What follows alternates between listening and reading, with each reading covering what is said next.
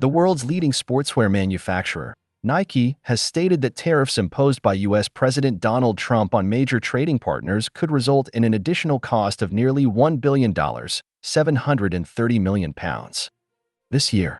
Top company officials also said they would reduce their reliance on production in China to mitigate the impact of U.S. trade policies.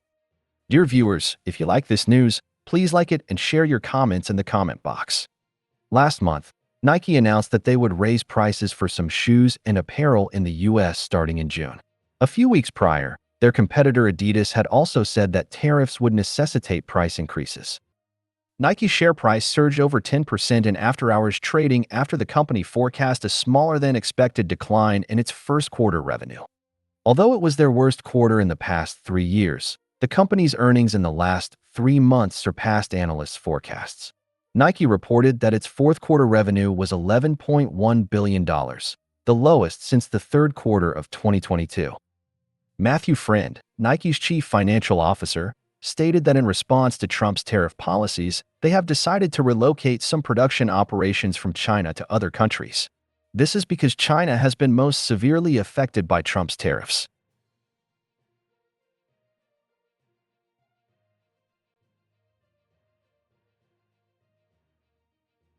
Shoes sold in the U.S. are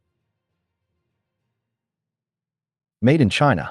However, Matthew Friend says this number will be reduced to high single digits by May 2026. On April 2nd, U.S. President Donald Trump declared Liberation Day and imposed widespread tariffs on most goods globally.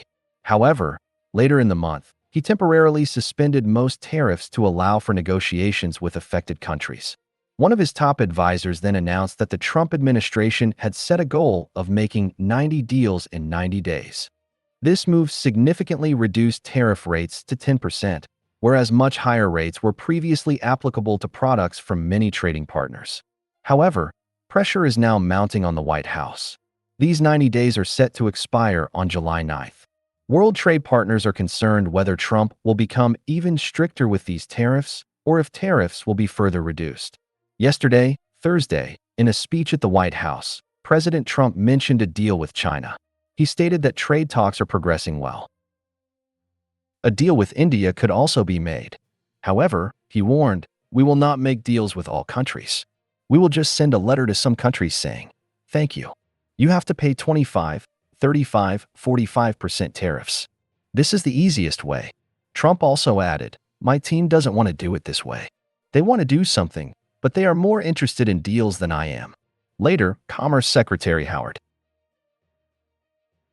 Lutnick told Bloomberg that the deal with China is essentially a formalization of previous discussions. This includes Beijing's commitment to supply rare minerals. However, Treasury Secretary Scott Bessent had previously indicated that Trump might extend the 90-day deadline depending on the progress of the negotiations. Yesterday, White House spokesperson Carolyn Leavitt said that this deadline is not significant.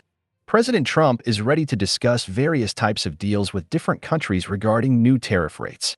Earlier this month, the U.S. and China announced a deal on rare earth mineral supplies.